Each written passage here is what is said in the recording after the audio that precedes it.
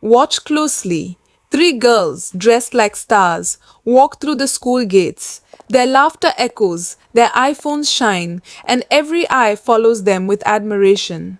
But just moments later, the same girls are on the ground.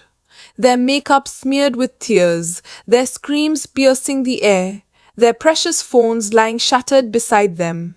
From the highest pride to the deepest shame, how did their glittering world collapse so suddenly? This is the story you must not miss. In the bustling African village of Nkokonjeru, where life was simple and people lived with modest means, there were three girls who stood out above everyone else. Their names were Amara, Zinzi, and Kwame, but the whole school knew them by their stylish nicknames, Mimi, Z, and K. They were not just ordinary girls. They were the queens of Starlight Academy, the most respected secondary school in the region. Wherever they walked, eyes followed. Their braided hair sparkled with colorful beads, their dresses were imported from the city, and most importantly, they always carried the latest iPhones. From iPhone 10 to iPhone 17 Pro Max, they never missed a single upgrade. It was as if the phones defined their existence. Students whispered about them in admiration. How do they afford these things? Their parents are not even that rich. Maybe they have secret jobs in the city. But none of the gossip mattered to Mimi, Z, and K. They walked through the dusty streets like royalty, their phones flashing in the sun, their laughter echoing with confidence. They were nicknamed the Camera Queens because each time they posed for selfies, they would shout their famous slogan, "If your three cameras are not clear, don't come near." The slogan spread through the entire school. Even little children in the village repeated it when they played. To many, these girls were living proof that village life did not have to mean poverty. They represented fashion, confidence, and power. But deep inside, hidden from every admiring eye, was a secret they guarded more carefully than their precious phones. A secret so dangerous, if revealed, it could destroy them forever. At Starlight Academy, the camera queens ruled like untouchable stars. Other students looked at them with both admiration and envy. One afternoon, during lunch break, a young girl named Ayo gathered her courage and walked up to them. She had always admired their confidence, their flawless clothes, and the way everyone respected them. "Hello, Mimi, Z, K," she said softly. "I've always wanted to be part of your group. I may not be perfect, but I know I can fit in. I dress well, I'm smart, and I know how to carry myself." The three girls looked at her, then slowly scanned her from head to toe. Kay smiled first, but it wasn't a kind smile. It was mocking. "What phone do you use?" she asked. Ayo proudly brought out her phone, an iPhone 8 Plus she had saved for nearly a year to buy. She thought they would be impressed. Instead, the camera queens burst into uncontrollable laughter. Mimi grabbed the phone from her hand, waving it in the air. "An iPhone 8? My cousin's housemaid uses this as a backup phone." Z shook her head. "Girl, do you even know who we are? If your camera is not 3 and clear, you can't stand with us." Students nearby joined in the laughter. Ayo's cheeks burned with shame. She forced a smile, but tears filled her eyes as she walked away. For the rest of the day, whispers followed her everywhere. She really thought she could join them with an old phone. How embarrassing. That night, Ayo locked herself in her room and cried. She had thought that being accepted by the camera queens would change her life. Instead, they had humiliated her in front of the whole school. But little did the camera queens know, this small moment of cruelty would mark the beginning of their downfall. The next few weeks at Starlight Academy only increased the camera queens' fame. Students still admired them, and the humiliation of Ayo was soon forgotten by many. But what no one knew was how Mimi, Z, and Kay managed to sustain their glamorous lifestyle. Their parents were farmers and traders, living modestly like everyone else in Nkokonjeru.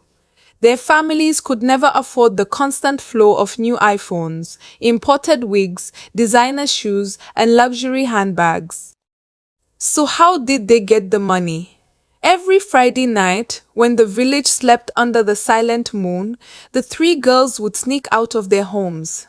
They wrapped colorful shawls over their heads to avoid being recognized, then boarded a motorbike that took them to the neighboring town of Kasimbo. Kasimbo was famous for its nightclubs, wealthy businessmen, and endless flow of money. By day, the camera queens were respected students. By night, they transformed into someone else entirely. In the flashing lights of the nightclub, Mimi became Diamond, Z became Honey, and K became Lola. They danced, entertained, and spent long nights with men who paid them in cash. The money was quick, the luxury endless.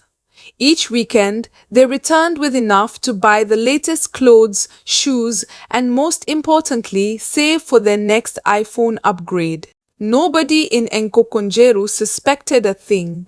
To their classmates, they were role models. To the men in Kasimbo, they were just passing pleasures. But one night, everything changed. At the nightclub, a girl named Janet spotted them. She had recently moved from Kasimbo to Nkokonjeru and recognized the three instantly. She froze in shock. Wait, are those not the same girls respected in Starlight Academy? Her heart raced as she watched them laugh, dance, and disappear into the VIP lounge with wealthy strangers. Janet knew their secret, and she silently promised herself she would not. The following Monday at Starlight Academy, the camera queens arrived in their usual style.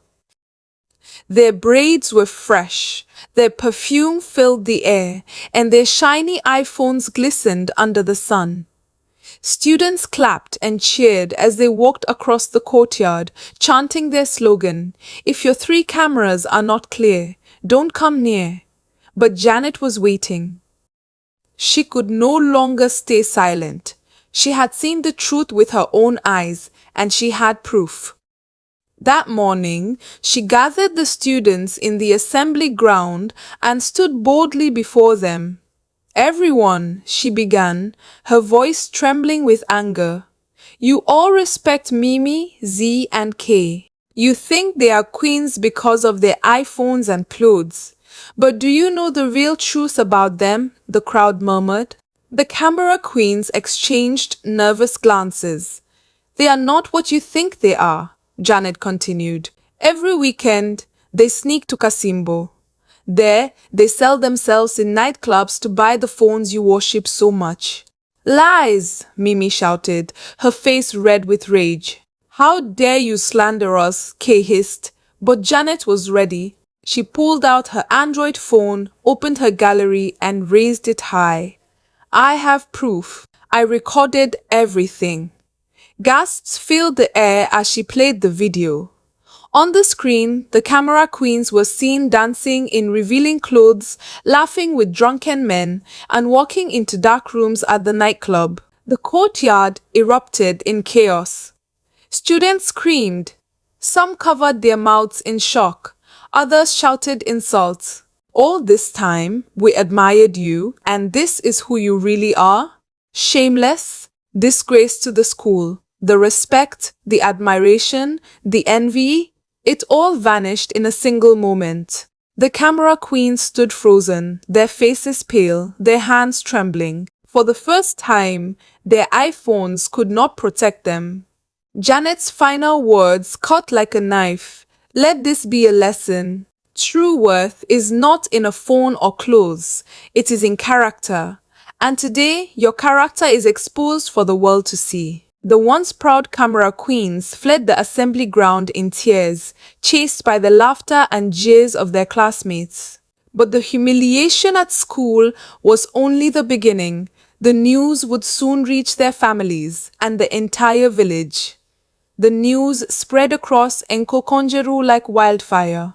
By evening, every parent, trader, farmer, and pastor in the village had heard the story of the so-called camera queens. Mimi's mother collapsed in tears when neighbors whispered, "Your daughter? In the Kasimbo nightclub?" Z's father, a church elder, was disgraced before the entire congregation. And Kay's younger siblings, once proud to boast about their sister, were now mocked by other children. The girls tried to defend themselves. They claimed the video was fake, edited by jealous enemies, but the evidence was too strong. More people came forward with stories. Taxi drivers admitted dropping them at Kasimbo every Friday. Bartenders confirmed serving them. Even the nightclub owner recognized them.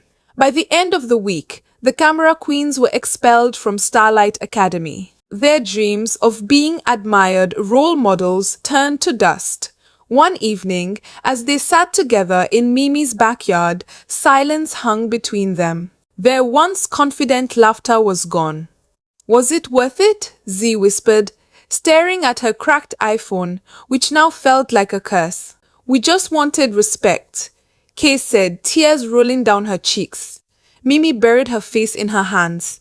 Respect built on lies will always end in shame. At that moment, the reality of their choices crushed them. The iPhones, the wigs, the clothes. None of it mattered anymore. All that remained was the bitter taste of humiliation and the broken trust of their families. Meanwhile, Ayu, the girl they had mocked for her iPhone 8, rose in quiet dignity. She continued her studies, worked hard, and years later became a respected nurse in the community. People admired her not for what she carried in her hand, but for the kindness she carried in her heart. The downfall of the camera queens became a cautionary tale, whispered from generation to generation. True beauty is not in the shine of a phone, but in the purity of the soul. What lesson did you take from this story? Tell us in the comments below. Don't forget to like, share, and subscribe for more powerful African tales. Until next time, remember, true worth is not in what you show, but in who you are.